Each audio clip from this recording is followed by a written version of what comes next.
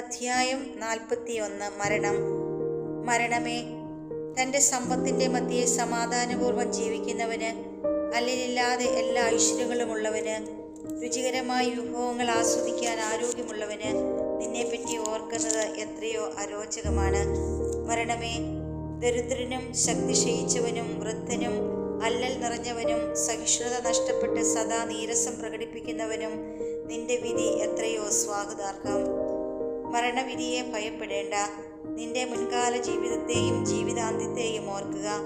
മധ്യവർഗത്തിലുള്ള കർത്താവിൻ്റെ തീർപ്പാണത്. അത്യുന്നതൻ്റെ ഹിതം നിരസിക്കാൻ ആർക്ക് കഴിയും? ആയുസ് 10, 100, 1000 വർഷമായിക്കൊള്ളട്ടെ, പാതാളത്തിൽ അതേപ്പറ്റി ചോദ്യമില്ല. പാപികളുടെ സന്താനങ്ങൾ മ്ലേച്ഛ സന്തതികളാണ്. അവർ ദൈവഭയമില്ലാത്തവരുടെ സങ്കേതങ്ങളിൽ സമ്മേളിക്കുന്നു. പാപികളുടെ സന്താനങ്ങളുടെ അവകാശം നശിച്ചു പോകും. അവരുടെ പിൻതലമുറ നിത്യനിന്ദയ്ക്ക് പാത്രമാകും. ദൈവഭയമില്ലാത്ത പിതാവിനെ മക്കൾ കുറ്റപ്പെടുത്തും. അവൻ നിമിത്തമാണ് അവർ നിന്നെ അനുഭവിക്കുന്നത്. അത്യുന്നത ദൈവത്തിൻ്റെ കൽപ്പനകൾ നിരസിച്ച ദൈവഭയമില്ലാത്ത ജനമേ, നിങ്ങൾക്ക് കഷ്ടം. നിങ്ങൾ ശാപത്തിലേക്കാണ് ജനിച്ചത്. മരണത്തിലും ശാപമാണ് നിങ്ങളുടെ വിധി. പൊടിയിൽ നിന്ന് വന്നവൻ പൊടിയിലേക്ക് മടങ്ങുന്നു. ദൈവഭയമില്ലാത്തവൻ ശാപത്തിൽ നിന്ന് നാശത്തിലേക്ക് പോകുന്നു. ശരീരനാശത്തെ പ്രതി മനുഷ്യർ വിലപിക്കുന്നു, എന്നാൽ പാപികളുടെ പേര് പോലും മാഞ്ഞു പോകും. സൽകീർത്തിയിൽ ശ്രദ്ധാലുവായിരിക്കുക. 1000 സ്വർണ്ണ നിക്ഷേപങ്ങളെക്കാൾ അത് അക്ഷയമാണ്. നല്ല ജീവിതത്തിൻ്റെ ദിനങ്ങൾ പരിമിതിയത്രേ, എന്നാൽ സൽകീർത്തി ശാശ്വതവും. ലജ്ജാശീലം. കുഞ്ഞുങ്ങളെ, ഉപദേശങ്ങൾ പാലിച്ച് സമാധാനത്തിൽ വർത്തിക്കുവിൻ. നിഗൂഢ ജ്ഞാനവും അജ്ഞാത നിധിയും നിഷ്പ്രയോജനമാണ്. വിഡ്ഢിത്തം മറച്ചു വയ്ക്കുന്നവൻ വിജ്ഞാനം ഗോപനം ചെയ്യുന്നവനേക്കാൾ ഭേദമാണ്. അതിനാൽ എൻ്റെ വാക്കുകളെ ആദരിക്കുക. എല്ലാറ്റിനെയും കുറിച്ച് ലജ്ജിക്കുന്നത് നന്നല്ല. എല്ലാവരും എല്ലാം ശരിക്കും വിലയിരുത്തുന്നുമില്ല. ലജ്ജിക്കേണ്ടവ ഇവയാണ്: പിതാവിൻ്റെയോ മാതാവിൻ്റെയോ മുമ്പിൽ അസാന്മാർഗിയായിരിക്കുക. പ്രഭുവിൻ്റെയോ ഭരണാധികാരികളുടെയോ മുമ്പിൽ വ്യാജം പറയുക. ന്യായാധിപൻ്റെയോ വിധിയാളൻ്റെയോ മുമ്പിൽ തെറ്റ് ചെയ്യുക. ജനത്തിൻ്റെയോ സമൂഹത്തിൻ്റെയോ മുൻപിൽ തിന്മ പ്രവർത്തിക്കുക. സ്നേഹിതൻ്റെയോ പങ്കാളിയുടെയോ മുമ്പിൽ അനീതി പ്രവർത്തിക്കുക. സ്വന്തം സ്ഥലത്ത് നിന്ന് മോഷ്ടിക്കുക. ഇവയെല്ലാം ലജ്ജാകരമാണ്. ദൈവത്തിൻ്റെ വിശ്വസ്തതയുടെയും ഉടമ്പടിയുടെയും മുൻപിൽ ലജ്ജാഭരനാകുക. ഭക്ഷണാവസരങ്ങളിൽ സ്വാർത്ഥ താല്പര്യം കാണിക്കുന്നതിലും ക്രയവിക്രയങ്ങളിൽ കാപട്യം കാണിക്കുന്നതിലും പ്രത്യഭിവാദനം ചെയ്യാതിരിക്കുന്നതിലും കുടലിയെ അഭിലാഷപൂർവം നോക്കുന്നതിലും ബന്ധുവിൻ്റെ അഭ്യർത്ഥന നിരസിക്കുന്നതിലും അന്യൻ്റെ ഓഹരിയോ സമ്മാനമോ അപഹരിക്കുന്നതിലും അന്യൻ്റെ ഭാര്യയെ ദുർമോഹത്തോടെ നോക്കുന്നതിലും അവൻ്റെ ദാസിയുമായി ബന്ധപ്പെടുന്നതിലും ലജ്ജിക്കുക.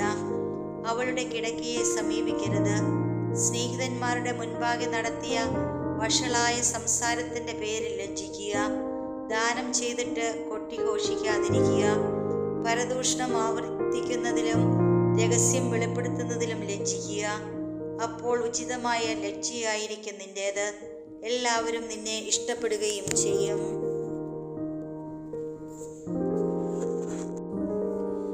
അധ്യായം 42. താഴെ പറയുന്ന കാര്യങ്ങളിൽ നീ ലജ്ജിക്കുകയോ മറ്റുള്ളവരെ ഭയന്ന് പാപം ചെയ്യുകയോ അരുത്. അത്യുന്നതൻ്റെ നിയമം, അവിടുത്തെ ഉടമ്പടി, അപരാധിനെ കുറ്റം വിധിക്കുക. പങ്കാളിയും സഹയാത്രികനുമായി കണക്ക് തീർക്കുക. സ്നേഹിതരുടെ പിതൃസ്വത്ത് വിഭജിക്കുക. കൂടുതലോ കുറവോ വരാതെ അളവിലും തൂക്കത്തിലും സൂക്ഷ്മത കാണിക്കുക. കച്ചവടത്തിൽ ലാഭം നേടുക. കുട്ടികൾക്ക് നല്ല ശിക്ഷണം നൽകുക. ദുഷ്ടനായ ദാസന് തക്ക ശിക്ഷ കൊടുക്കുക. ഇവയിലൊന്നും നീ ലജ്ജിക്കേണ്ട. അവിശ്വസ്തിയായ ഭാര്യയെ നിലക്ക് നിർത്തുന്നതും നന്ന്. അനേകരുള്ളിടത്ത് സാധനങ്ങൾ കൂട്ടി സൂക്ഷിക്കുന്നതും നന്ന്. എല്ലാ ഇടപാടുകളിലും കണക്ക് വയ്ക്കണം. ക്രയവിക്രയങ്ങളിൽ രേഖ സൂക്ഷിക്കണം. അജ്ഞനെയോ വിഡ്ഢിയെയോ ചെറുപ്പക്കാരനുമായി ശണ്ട കൂടുന്ന വൃദ്ധനെയോ ഉപദേശിക്കുന്നതിൽ ലജ്ജിക്കേണ്ട. അപ്പോൾ നീ അറിവുള്ളവനാണെന്ന് വ്യക്തമാകുകയും എല്ലാവരും നിന്നെ അംഗീകരിക്കുകയും ചെയ്യും. മകളെക്കുറിച്ച് ആകുലത. മകൾ സ്വയം അറിയാതെ തന്നെ പിതാവിനെ ജാഗരൂകതയുള്ളവനാക്കുന്നു. അവളെക്കുറിച്ചുള്ള വിചാരം അവൻ്റെ നിദ്ര അപഹരിച്ചു കളയുന്നു. യൗവനത്തിൽ അവൾ വിവാഹിതയാകുമോ എന്നും വിവാഹത്തിന് ശേഷം അവൾ ഭർത്താവിന് അഹിതയാകുമോ എന്നും ഓർത്ത് ആകുലനാകുന്നു. കന്യകയായിരിക്കുമ്പോൾ അവൾ കളങ്കിതയും പിതൃഭവനത്തിൽ വെച്ച് ഗർഭിണിയുമാകുമോ എന്ന് ഭയപ്പെടുന്നു. ഭദ്രമതിയെങ്കിൽ അവിശ്വസ്തതയോ വന്ധ്യതയോ ആകുമോ എന്ന് ശങ്കിക്കുന്നു. ദുശ്ശാഠ്യക്കാരിയായ പുത്രിയെ കർശനമായി സൂക്ഷിക്കുക, അല്ലെങ്കിൽ അവൾ നിന്നെ ശത്രുക്കളുടെ പരിഹാസപാത്രവും നഗരത്തിൽ സംസാര വിഷയവും ജനസമൂഹത്തിൽ അപമാനിതനുമാക്കും. സമൂഹത്തിൻ്റെ മുമ്പിൽ നിനക്ക് ലജ്ജിക്കേണ്ടി വരും. ആരുടെയും ആകാര ഭംഗി നോക്കിയിരിക്കരുത്, സ്ത്രീകളുടെ ഇടയിൽ ഇരിക്കുകയുമരുത്. വസ്ത്രത്തിൽ നിന്ന് കീടങ്ങൾ എന്ന പോലെ സ്ത്രീയിൽ നിന്നും ദുഷ്ടത വരുന്നു. സ്ത്രീയുടെ നന്മയേക്കാൾ ഭേദമാണ് പുരുഷന്റെ ദുഷ്ടത. സ്ത്രീയാണ് ലജ്ജയും അപമാനവും വരുത്തുന്നത്. പ്രപഞ്ചത്തിൻ്റെ ദൈവമഹത്വം. ഞാനിപ്പോൾ കർത്താവിൻ്റെ പ്രവൃത്തികളെ അനുസ്മരിക്കുകയും ഞാൻ കണ്ടത് പ്രഘോഷിക്കുകയും ചെയ്യും. കർത്താവിൻ്റെ പ്രവൃത്തികൾ വചനം വഴി നിർവഹിക്കപ്പെടുന്നു. സൂര്യൻ തൻ്റെ കിരണങ്ങൾ കൊണ്ട് എല്ലാ വസ്തുക്കളെയും കടാക്ഷിക്കുന്നു. കർത്താവിൻ്റെ മഹത്വം എല്ലാ സൃഷ്ടികളിലും നിറഞ്ഞിരിക്കുന്നു. കർത്താവിൻ്റെ വിസ്മരണീയമായ പ്രവൃത്തികൾ അവിടുത്തെ വിശുദ്ധർക്ക് പോലും അവർണ്ണനീയമാണ്. പ്രപഞ്ചം മുഴുവൻ തൻ്റെ മഹത്വത്തിൽ നിലകൊള്ളാൻ വേണ്ടി സർവശക്തനായ കർത്താവ് സ്ഥാപിച്ചവയത്രേ അവ. അവിടുന്ന് ആഴിയുടെ അഗാധത്തെയും മനുഷ്യഹൃദയങ്ങളെയും പരിശോധിച്ച് അവയുടെ നിഗൂഢതകൾ ഗ്രഹിക്കുന്നു. അറിയേണ്ടതെല്ലാം അവിടുന്ന് അറിയുന്നു. കാലത്തിൻ്റെ സൂചനകൾ അവിടുന്ന് നിരീക്ഷിക്കുകയും ചെയ്യുന്നു. ഭൂതവും ഭാവിയും അവിടുന്ന് പ്രഖ്യാപിക്കുന്നു. നിഗൂഢ രഹസ്യങ്ങൾ അവിടുന്ന് വെളിപ്പെടുത്തുന്നു. ഒരു ചിന്തയും അവിടുത്തേക്ക് അജ്ഞാതമല്ല, ഒരു വാക്കും കർത്താവിന് മറഞ്ഞിരിക്കുന്നില്ല. അവിടുത്തെ ജ്ഞാനത്തിൻ്റെ മഹിമകൾ അവിടുന്ന് ക്രമീകരിച്ചിരിക്കുന്നു. അവിടുന്ന് അനാദി മുതൽ അനന്തത വരെ സ്ഥിതി ചെയ്യുന്നു. ഒന്നും കൂട്ടാനോ കുറയ്ക്കാനോ സാധിക്കുകയില്ല. അവിടുത്തേക്ക് ഉപദേശകരെ ആവശ്യമില്ല. അവിടുത്തെ പ്രവൃത്തികൾ എത്ര അഭികാമ്യം! അവ കാഴ്ചയ്ക്ക് എത്ര ദീപ്തമാണ്! അവയെല്ലാം എന്നേക്കും ജീവിക്കുകയും നിലനിൽക്കുകയും ചെയ്യുന്നു. സ്വധർമ്മത്തോട് വിശ്വസ്തത പുലർത്തുന്നു. എല്ലാ വസ്തുക്കളും ജോഡികളായി സൃഷ്ടിക്കപ്പെട്ടിരിക്കുന്നു. ഒന്നും അപൂർണമല്ല, ഒന്ന് മറ്റൊന്നിന് പൂരകമാണ്. അവിടുത്തെ മഹത്വം ദർശിച്ച് ആർക്കെങ്കിലും മതി വരുമോ? അധ്യായം 43. തെളിഞ്ഞ ആകാശവിധാനം സ്വർഗീയ ഔന്നത്യത്തിൻ്റെ അഭിമാനമാണ്. സ്വർഗമെത്ര മഹനീയ ദൃശ്യമാണ്! അത്യുന്നതന്റെ സൃഷ്ടി എത്ര വിസ്മയാവഹമെന്ന് ഉദിച്ചുയരുന്ന സൂര്യൻ പ്രഘോഷിക്കുന്നു. മധ്യാഹ്നത്തിൽ അത് ഭൂമിയെ വരട്ടുന്നു. അതിൻ്റെ അത്യുഗ്രമായ ചൂട് സഹിക്കാൻ ആർക്ക് കഴിയും? ചൂള ജ്വലിപ്പിക്കുന്നവൻ എരിയുന്ന ചൂടിൽ ജോലി ചെയ്യുന്നു. സൂര്യനാകട്ടെ അതിൻ്റെ 3 ഇരട്ടി ചൂടിലാണ് പർവ്വതങ്ങളെ ദഹിപ്പിക്കുന്നത്. അത് അഗ്നിശരങ്ങൾ ചൊരിയുന്നു, ഉജ്ജ്വല രശ്മികൾ കൊണ്ട് കണ്ണിഞ്ചിക്കുന്നു. ഇത് സൃഷ്ടിച്ച കർത്താവ് ഉന്നതനാണ്. അവിടുത്തെ കൽപ്പനയിൽ അത് ഗതിവേഗം കൂട്ടുന്നു. യഥാസമയം സ്വധർമ്മം അനുഷ്ഠിക്കാൻ ചന്ദ്രനെയും അവിടുന്ന് സൃഷ്ടിച്ചു. കാലം നിർണയിക്കാനും ശാശ്വതമായ അടയാളമായിരിക്കുവാനും തന്നെ. ഉത്സവ ദിനങ്ങൾ ചന്ദ്രനെ നോക്കി നിർണയിക്കുന്നു. പൂർണ്ണതയിൽ എത്തിയിട്ട് ക്ഷയിക്കുന്ന വെളിച്ചമാണത്. അത്ഭുതകരമായി വളരുന്ന ചന്ദ്രക്കലയെ അടിസ്ഥാനമാക്കി മാസങ്ങൾക്ക് പേര് നൽകുന്നു. ആകാശ സൈന്യങ്ങളുടെ പ്രകാശ ഗോപുരമാണത്. നക്ഷത്രങ്ങളുടെ ശോഭ ആകാശത്തിൻ്റെ സൗന്ദര്യമാകുന്നു. കർത്താവിൻ്റെ ഉന്നതങ്ങളിൽ മിന്നിത്തിളങ്ങുന്ന അലങ്കാര നിരയും. പരിശുദ്ധന്റെ കൽപ്പനയാൽ അവ യഥാസ്ഥാനം നിലകൊള്ളുന്നു. അവ ഒരിക്കലും കണ്ണു ചിമ്മുന്നില്ല. ശോഭയാൽ അഴുകുറ്റ മഴവില്ലിനെ നോക്കി അതിൻ്റെ സൃഷ്ടാവിനെ സ്തുതിക്കുവിൻ. മനോഹരമായ ചാപം കൊണ്ട് അത് ആകാശത്തെ വലയം ചെയ്യുന്നു. അത്യുന്നതന്റെ കരങ്ങളാണ് അത് കുലച്ചിരിക്കുന്നത്. അവിടുന്ന് തൻ്റെ കൽപ്പനയാൽ ഹിമവാതം അയക്കുന്നു. തൻ്റെ വിധിയുടെ മിന്നൽ പിണരുകളെ ധ്വനിപ്പിക്കുന്നു. അങ്ങനെ സംവരണശാലകൾ തുറന്ന് മേഘങ്ങൾ പക്ഷികളെ പോലെ പറക്കുന്നു. തൻ്റെ മഹത്വത്താൽ അവിടുന്ന് മേഘങ്ങളെ ഒരുമിച്ച് കൂട്ടി ആഴിപ്പളങ്ങളാക്കി നുറുക്കുന്നു. അവിടുന്ന് പ്രത്യക്ഷപ്പെടുമ്പോൾ പർവ്വതങ്ങൾ വിറകൊള്ളുന്നു. അവിടുന്ന് ഇച്ഛിക്കുമ്പോൾ തെക്കൻ കാറ്റ് വീശുന്നു. മേഘഗർജനം കൊണ്ട് അവിടുന്ന് ഭൂമിയെ ശാസിക്കുന്നു. വടക്കൻ കാറ്റും ചുഴലിക്കാറ്റും കൊണ്ട് ശാസിക്കുന്നു. പറന്നിറങ്ങുന്ന പക്ഷികളെ പോലെ അവിടുന്ന് മഞ്ഞ് വിതറുന്നു. വെട്ടുകിളിപ്പറ്റം പോലെ അത് ഇറങ്ങി വരുന്നു. അതിൻ്റെ വെണ്മ കണ്ണിഞ്ചിക്കുന്നതാണ്. അത് വീഴുന്നത് കണ്ട് മനസ്സ് വിസ്മയഭരിതമാകുന്നു. അവിടുന്ന് ഭൂമിയിൽ ഉപ്പുപോലെ തുഷാരം വിതറുന്നു. ഉറയുമ്പോൾ അത് കൂർത്ത മുള്ളുപോലെയാകുന്നു. തണുത്ത വടക്കൻ കാറ്റ് വീശി ജലോപരിതലം മഞ്ഞുകട്ടയാക്കുന്നു. ജലാശയങ്ങളുടെ മുകളിൽ അത് പൊങ്ങിക്കിടക്കുകയും ജലം അതിനെ പടച്ചട്ട പോലെ അണിയുകയും ചെയ്യുന്നു. പർവ്വതങ്ങൾ ചൂടുകൊണ്ട് ദഹിക്കുകയും മരുഭൂമി വളരുകയും വരളുകയും സസ്യങ്ങൾ അഗ്നി കൊണ്ടെന്ന പോലെ വാടിക്കരിയുകയും ചെയ്യുന്നു. എന്നാൽ മൂടൽമഞ്ഞ് എല്ലാറ്റിനെയും അതിവേഗം സുഖപ്പെടുത്തുന്നു.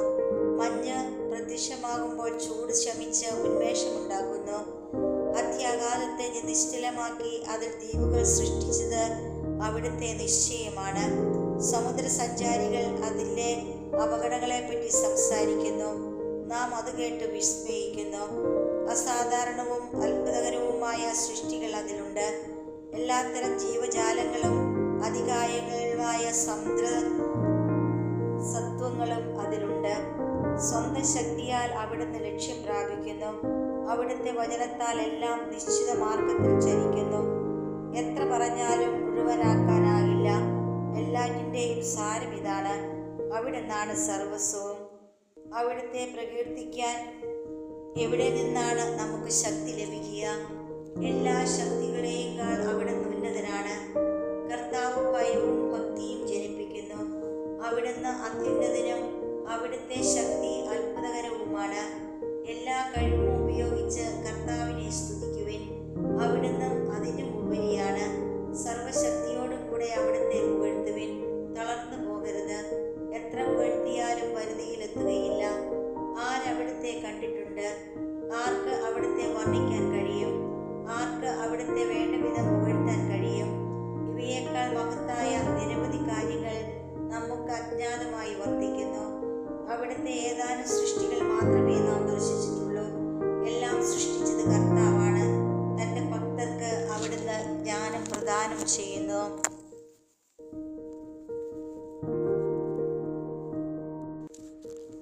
അധ്യായം 44. പിതാക്കന്മാരുടെ മഹത്വം. നമുക്കിപ്പോൾ മഹത്തുക്കളെയും നമ്മുടെ പൂർവ്വപിതാക്കന്മാരെയും തലമുറക്രമത്തിൽ പ്രകീർത്തിക്കാം. കർത്താവ് ആദ്യം മുതൽ തന്നെ തൻ്റെ പ്രതാപവും മഹത്വവും അവർക്ക് ഓഹരിയായി നൽകി.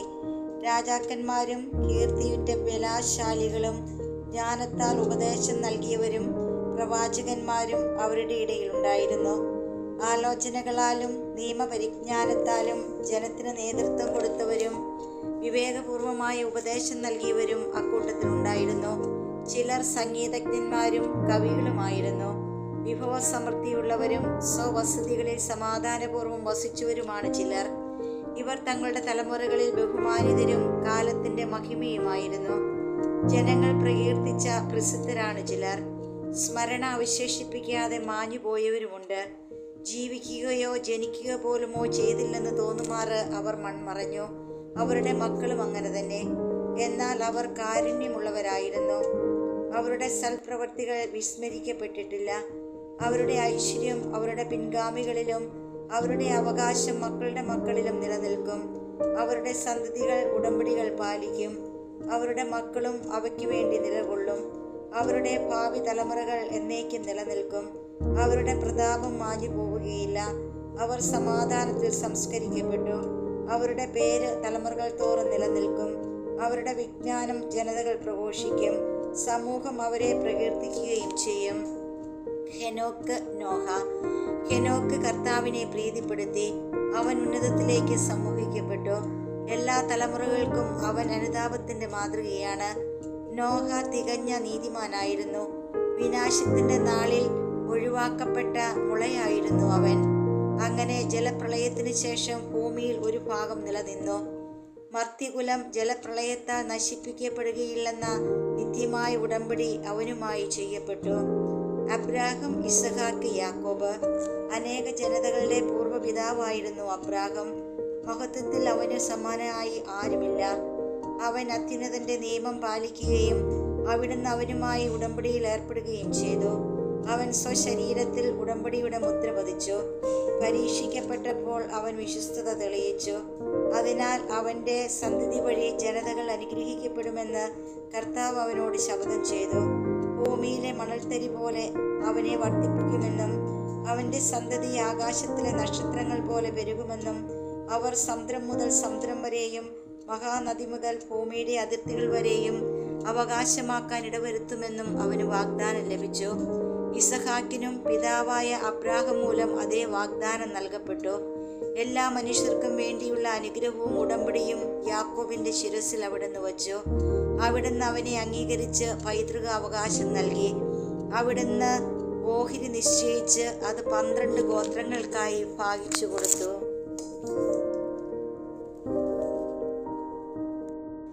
അധ്യായം 45. മോശ.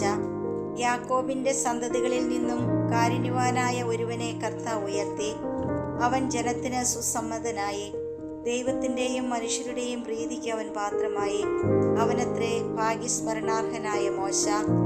അവിടുന്ന് അവനെ മഹത്വത്തിൽ ദൈവദൂതന്മാർക്ക് സമനാക്കി. ശത്രുക്കൾക്ക് ഭയകാരണമാകത്തക്ക വിധം അവനെ ശക്തനാക്കി. അവൻ അപേക്ഷിച്ചപ്പോൾ അവിടുന്ന് അടയാളങ്ങൾ പിൻവലിച്ചു. രാജാക്കന്മാരുടെ സന്നിധിയിൽ കർത്താവ് അവനെ സമുന്നതനാക്കി. അവിടുന്ന് തൻ്റെ ജനത്തിനു വേണ്ടിയുള്ള കൽപ്പനകൾ അവനെ ഏൽപ്പിക്കുകയും തൻ്റെ മഹത്വത്തിൻ്റെ ഭാഗികമായ ദർശനം അവന് നൽകുകയും ചെയ്തു. വിശ്വസ്തതയും സൗമ്യതയും കൊണ്ട് അവിടുന്ന് അവനെ വിശുദ്ധീകരിച്ചു. എല്ലാ ജനതകളുടെയും ഇടയിൽ നിന്ന് അവനെ തിരഞ്ഞെടുത്തു. തൻ്റെ സ്വരം അവിടുന്ന് അവനെ കേൾപ്പിച്ചു. ഇരുണ്ട മേഘങ്ങൾക്കുള്ളിലേക്ക് അവിടുന്ന് അവനെ നയിച്ചു. മുഖാഭിമുഖം കൽപ്പനകൾ, ജീവന്റെയും വിജ്ഞാനത്തിൻ്റെയും നിയമം അവിടുന്ന് നൽകി. യാക്കോബിന് തൻ്റെ ഉടമ്പടിയും ഇസ്രായേലിന് തൻ്റെ നീതിയും അഭ്യസിപ്പിക്കേണ്ടതിനു തന്നെ. അഹ്റോൻ. ലേവി ഗോത്രജനും മോശയുടെ സഹോദരനും അവനെ പോലെ തന്നെ വിശുദ്ധനുമായ അഹ്റോനെ അവിടുന്ന് ഉയർത്തി. അവിടുന്ന് അവനുമായി നിത്യമായി ഉടമ്പടി ചെയ്യുകയും ജനത്തിൻ്റെ പൗരോഹിത്യം അവന് നൽകുകയും ചെയ്തു. വിശിഷ്ടമായ തിരുവസ്ത്രങ്ങൾ കൊണ്ട് അവിടുന്ന് അവനെ അനുഗ്രഹിച്ചു. മഹിമയേറിയ മേലങ്കി അവനെ അണിയിച്ചു. മഹിമയുടെ പൂർണ്ണത അവിടുന്ന് അവനെ അണിയിച്ചു. അധികാര ചിഹ്നങ്ങൾ നൽകി അവിടുന്ന് അവനെ ശക്തനാക്കി. കാൽച്ചട്ടയും നീണ്ട അങ്കിയും എഫോദും അവന് നൽകി. അങ്കിക്ക് ചുറ്റും മാതള നാരങ്ങകളും ദേവാലയത്തിൽ തൻ്റെ ആഗമനത്തെ അറിയിക്കാൻ നടക്കുമ്പോൾ ശബ്ദമുണ്ടാക്കുന്ന ധാരാളം സ്വർണ്ണമണികളും തുന്നിച്ചേർത്തു. സ്വർണ്ണ, നീല, ധൂമ്രവർണ്ണം കലർന്ന ചിത്രപ്പണികളോടുകൂടിയ വിശുദ്ധ വസ്ത്രം അവിടുന്ന് അവനെ അണിയിച്ചു. ഉരീം, തുമ്മീം എന്നിവയും അണിയിച്ചു. കരവിരുതോടെ പിടിച്ചെടുത്ത കടും ചുവപ്പ് നൂൽ ഇസ്രായേൽ ഗോത്രങ്ങളുടെ എണ്ണത്തിനനുസരിച്ച് അവരെ അനുസ്മരിപ്പിക്കുവാൻ സ്വർണ്ണപ്പണിക്കാരൻ മുദ്രമോതിരത്തിൽ എന്ന പോലെ ലിഖിതങ്ങൾ കൊത്തിയ രത്നങ്ങൾ പതിച്ച സ്വർണ്ണ ഫലകം എന്നിവ അണിയിച്ചു. അവന്റെ തലപ്പാവിൽ സ്വർണം കൊണ്ടുള്ള ഒരു കിരീടം അണിയിച്ചിരുന്നു. അതിലൊരു മുദ്രയിൽ എന്ന പോലെ വിശുദ്ധി എന്ന് കൊത്തിയിരിക്കുന്നു. വിദഗ്ധന്റെ കരചാതുരി പ്രകടമാക്കുന്ന അത് നയനാനന്ദകരവും ശ്രേഷ്ഠവും അലങ്കൃതവുമാണ്. അവന്റെ കാലത്തിനു മുമ്പ് അത്ര മനോഹരമായ വസ്തുക്കൾ ഒരിക്കലും ഉണ്ടായിരുന്നില്ല. അന്യരാരും അവ അണിഞ്ഞിട്ടില്ല. അവന്റെ മക്കളും പിൻഗാമികളും എക്കാലവും അത് ധരിച്ചു. എല്ലാ ദിവസവും 2 പ്രാവശ്യം വീതം അവന്റെ ഹോമബലി പരിപൂർണമായി ദഹിപ്പിക്കപ്പെടും. മോശ അവനെ വിശുദ്ധ തൈലം കൊണ്ട് അഭിഷേകിച്ച് നിയോഗിച്ചു. കർത്താവിന് ശുശ്രൂഷ ചെയ്യുവാനും പുരോഹിത ധർമ്മം അനുഷ്ഠിക്കാനും അവിടുത്തെ നാമത്തിൽ തൻ്റെ ജനത്തെ ആശീർവദിക്കുവാനും വേണ്ടി അവനും അവൻ്റെ പിൻഗാമികൾക്കും ആകാശം പോലെ നിത്യമായ ഒരു ഉടമ്പടിയാണത്. ജനത്തിൻ്റെ പാപങ്ങളുടെ പരിഹാരത്തിനു വേണ്ടി കർത്താവിന് ബലിയർപ്പിക്കുന്നതിനും സ്മരണാംശമായി കുന്തിരുക്കവും സുഗന്ധദ്രവ്യങ്ങളും അർപ്പിക്കുന്നതിനും അവിടുന്ന് അവനെ മാനവ കുലത്തിൽ നിന്ന് തിരഞ്ഞെടുത്തു. തൻ്റെ പ്രമാണങ്ങൾ യാക്കോബിനെ പഠിപ്പിക്കുന്നതിനും തൻ്റെ നിയമങ്ങളാൽ ഇസ്രായേലിന് മാർഗനിർദ്ദേശം നൽകുന്നതിനും അവിടുന്ന് അവന് തൻ്റെ കൽപ്പനകളും നിയമങ്ങളും വിധി പ്രസ്താവിക്കാനുള്ള അധികാരവും കൊടുത്തു. ദാഥാനും അബിറാമും അവരുടെ അനുയായികളും കോറഹിന്റെ സംഘവും ഉൾപ്പെട്ട അന്യഗോത്രക്കാർ കോപാത്രകാരായി അവനെതിരെ ഗൂഢാലോചന നടത്തുകയും മരുഭൂമിയിൽ വച്ച് അസൂയാലുക്കളാവുകയും ചെയ്തു. കർത്താവ് ഇത് കണ്ടു കോപിച്ചു. അവിടുത്തെ ക്രോധത്തിൽ അവർ നശിച്ചുപോയി. ജ്വലിക്കുന്ന അഗ്നിയാൽ അവരെ ദഹിപ്പിക്കേണ്ടതിന് അവർക്കെതിരെ അവിടുന്ന് അത്ഭുതം പ്രവർത്തിച്ചു. അവിടുന്ന് അഹ്റോന്റെ മഹത്വം വർദ്ധിപ്പിക്കുകയും അവന് പ്രത്യേകമായ അവകാശം നൽകുകയും ചെയ്തു. അതിവിശിഷ്ടമായ ആദ്യഫലങ്ങൾ അവിടുന്ന് അനുവദിച്ചു കൊടുക്കുകയും ആദ്യഫലങ്ങൾ കൊണ്ടുള്ള അപ്പം ധാരാളമായി അവന് നൽകുകയും ചെയ്തു. കർത്താവിന് നൽകിയ ബലിവസ്തുക്കൾ അവനും അവൻ്റെ പിൻഗാമികളും ഭക്ഷിക്കുന്നു. എന്നാൽ ദേശത്ത് അവന് യാതൊരു അവകാശവും ഓഹരിയും ഉണ്ടായിരിക്കുകയില്ല. കർത്താവ് തന്നെയാണ് അവൻ്റെ ഓഹരിയും അവകാശവും. ഫിനെഹസ്. എലിയാസറിൻ്റെ പുത്രനായ ഫിനെഹാസിനെയാണ് മഹത്വത്തിൻ്റെ 3-ാം സ്ഥാനം. അവൻ ദൈവഭക്തിയിൽ തീഷ്ണതയുള്ളവനായിരുന്നു. ജനം വഴിതെറ്റിയപ്പോഴും അവൻ ഉറച്ചു നിന്നു. അവൻ ഹൃദയത്തിൻ്റെ കർമ്മോന്മുഖമായ നന്മകൾ കൊണ്ട് ഇസ്രായേലിൻ്റെ പാപങ്ങൾക്ക് പരിഹാരമനുഷ്ഠിക്കുകയും ചെയ്തു. അതിനാൽ അവൻ വിശുദ്ധ സ്ഥലത്തിൻ്റെയും തൻ്റെ ജനത്തിൻ്റെയും നേതാവായിരിക്കുന്നതിനും അവനും അവൻ്റെ സന്തതികളും പൗരോഹിത്യത്തിൻ്റെ മഹിമ എന്നേക്കും അണിയുന്നതിനും വേണ്ടി ഒരു സമാധാന ഉടമ്പടി അവനുമായി ഉറപ്പിക്കപ്പെട്ടു. യൂദാ ഗോത്രജ്ഞനായ ജെസ്സയുടെ പുത്രൻ ദാവീദുമായി ഒരു ഉടമ്പടി ഉറപ്പിക്കപ്പെട്ടു. രാജാവിൻ്റെ പിന്തുടർച്ച അവകാശം അവൻ്റെ സന്തതികൾക്ക് മാത്രമായിരിക്കുന്നത് പോലെ അഹ്റോന്റെ പിന്തുടർച്ച അവകാശം അവൻ്റെ സന്തതികൾക്കാണ്. തൻ്റെ ജനത്തെ നീതിപൂർവം വിധിക്കുന്നതിന് കർത്താവ് തൻ്റെ ഹൃദയത്തെ ജ്ഞാനം കൊണ്ട് നിറയ്ക്കട്ടെ. അങ്ങനെ അവരുടെ ഐശ്വര്യം നശിക്കാതിരിക്കുകയും മഹത്വം തലമുറകൾ തോറും നിലനിൽക്കുകയും ചെയ്യട്ടെ.